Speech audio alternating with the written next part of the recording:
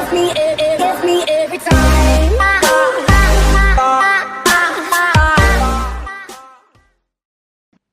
Hi, I'm Andrew Leong, I'm Jamie Rice. and welcome to #Ambitious.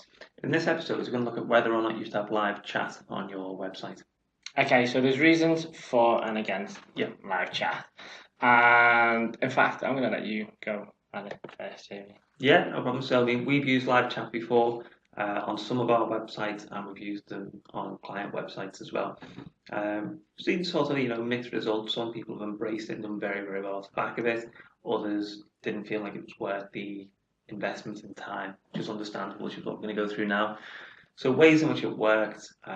Some e-commerce stores we've worked with, someone will send a really quick live chat message saying, will you be able to post it out today? And if someone's there manning it and just replies, yes, no problem, you've got an hour to make the order then goes in 10 seconds later.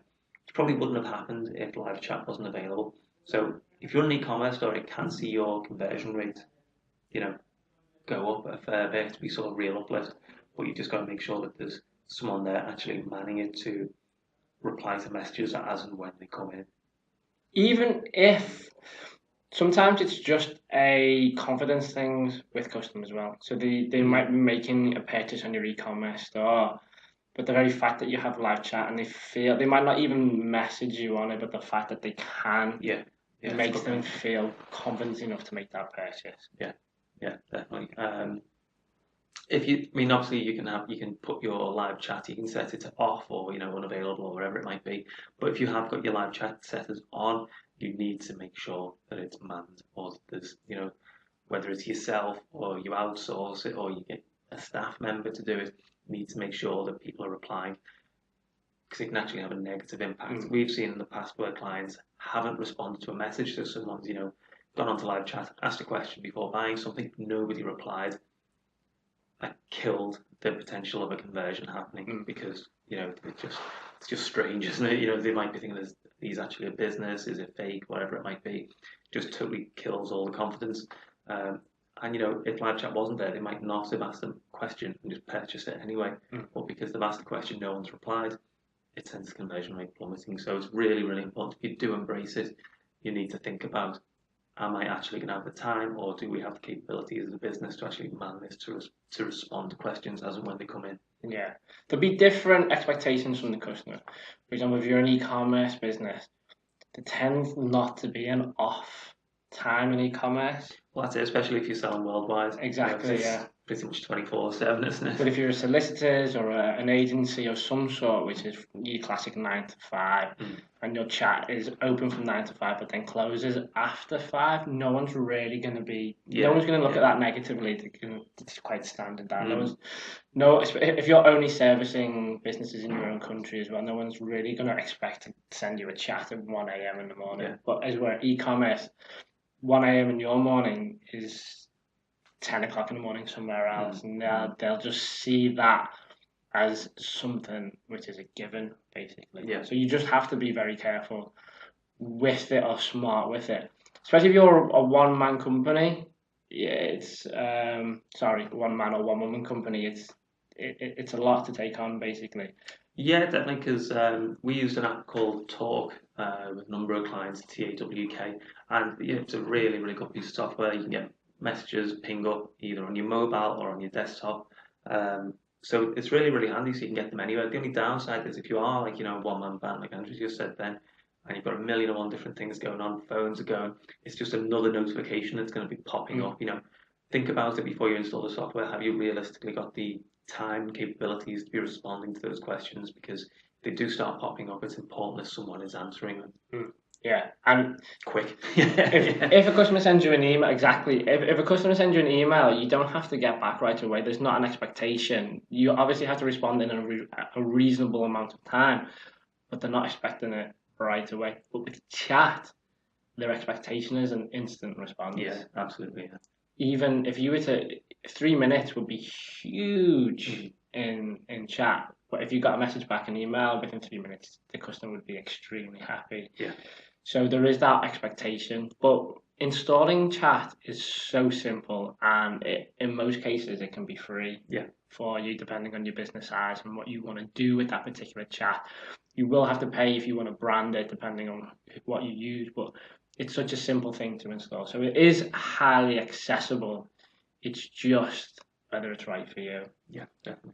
Me personally, as a customer, I'm really not a fan of artificial intelligence chatbot.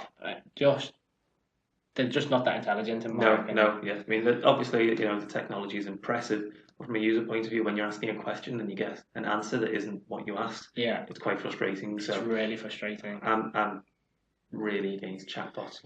So for me as a customer, a chatbot is about making your business more accessible to your customer to really open up those lines of communication.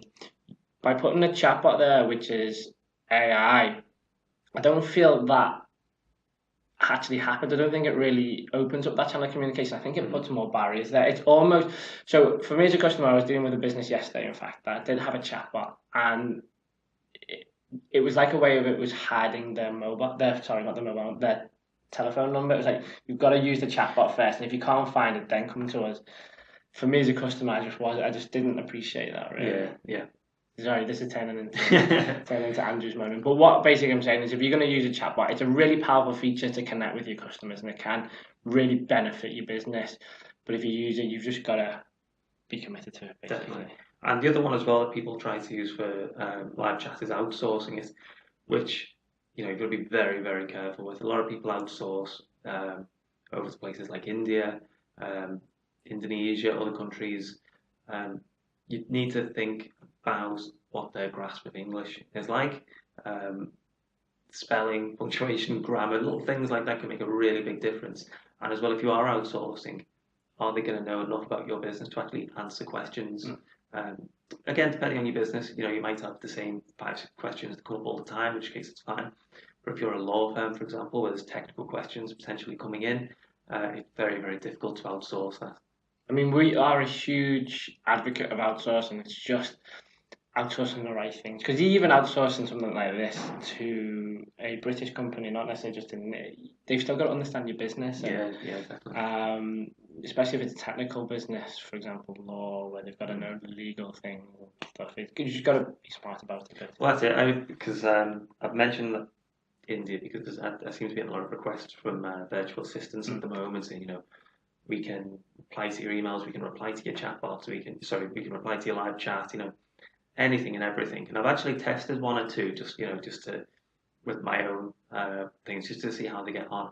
And my experience has been dreadful every time. I'm sure there's some good ones out there, but just it's just one of those things. English obviously isn't their first language, so it just didn't come across well in my experience. So I've always just been against outsourcing that side of things. Unless you're an Indian company. Yeah, if you're in India, it's fine. Fine. But yeah, generally, you want, if you're going to use chatbot, you basically want to have people who are manning it, that know what they're doing, and they're going to have quick response time and a really good understanding of customer service. So not just about your product and services, but they have good empathy, because it is customer service and it's a skill. It's a skill. Definitely. Do you want to talk about anything else with chatbots? No, I think that covers it. Thank you very much, and we'll see you in the next episode. Give me every time.